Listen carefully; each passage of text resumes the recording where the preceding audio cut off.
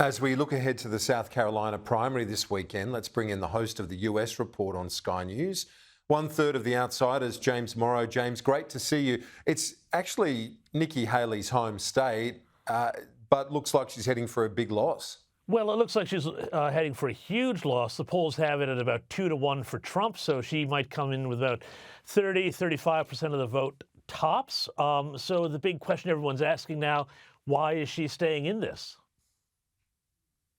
So what do you think her thinking is then? Why is it basically to firm herself the position for next time, to be the front runner next time, or what's her rationale? Well, there's a few theories around this, Kieran. One interesting thing to note is that Nikki Haley's political career has been based on come-from-behind wins. When she first entered the South Carolina State House about 20 years ago, she did that in a race she was not supposed to win against a 30-year incumbent. So she has real form on this sort of thing. She thinks that she may have a chance on this, if the stars align in her way. At the moment, though, there's no mathematical path for her to get the delegates she needs to be the nominee. So what is she hoping for?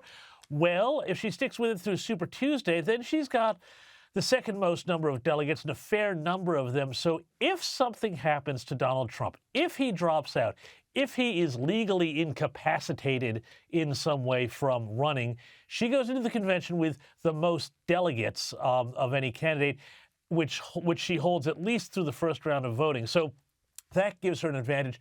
The third question is, does she want to do this again, down the track, maybe in 4 years' time? Well, she's built an organization, she's built a database, she's built campaigning ability. So there's all of that, too.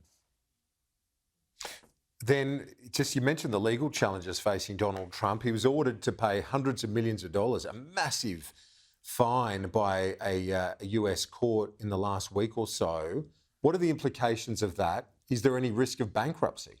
Well, this is a really massive decision. We talked about this last week, the decision by Judge Engoron in New York, about $500 million or more U.S. dollars, because they said Donald Trump basically, overvalued his properties to get loans, which he's paid back, and the bank said they had no problem and there was no victim here.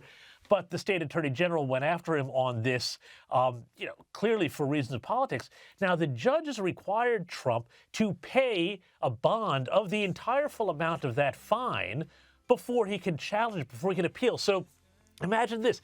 It's not like, you got to pay a $300 speeding ticket, say, before you can appeal it. This is $500 million. So what does he do? He may have to liquidate assets. New York State is now talking about possibly seizing office towers of Donald Trump to pay this fine. This is a huge implication here, Kieran, I think, for the justice system, because it shows just how politicized it's become. And I don't care if you love Trump or hate Donald Trump. I think everybody who's fair-minded needs to be pretty worried about the direction the U.S. is going with this, where it's, essentially trying to bankrupt an oligarch for being the leader of the opposition party. We wouldn't stand for it in other countries, and yet they're doing it here or there in the U.S.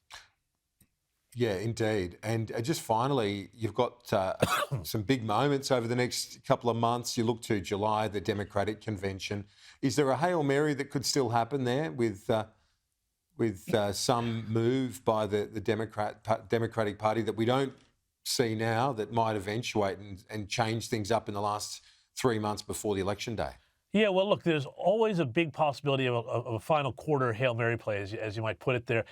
The thing is here is that the rules of the Democrat Party, and remember, they invented superdelegates basically so that they could put Hillary Clinton as the nominee, and, we saw how well that worked out for them. They can, after the convention, at any time pull the pin and say, no, the Democrat Party, has gotten together, and we say we actually want a different candidate. It's almost a little bit like, being rolled by a party room here. In Australia, in the Westminster system. So there is still a possibility. And if Joe Biden keeps looking frail, we keep seeing all sorts of odd behavior from him, and remember, he's also got to get through a State of the Union soon, then yeah, that's a very live possibility. Yeah. And what it would, just finally, James, it would also allow less time for Trump to demolish the then new opponent.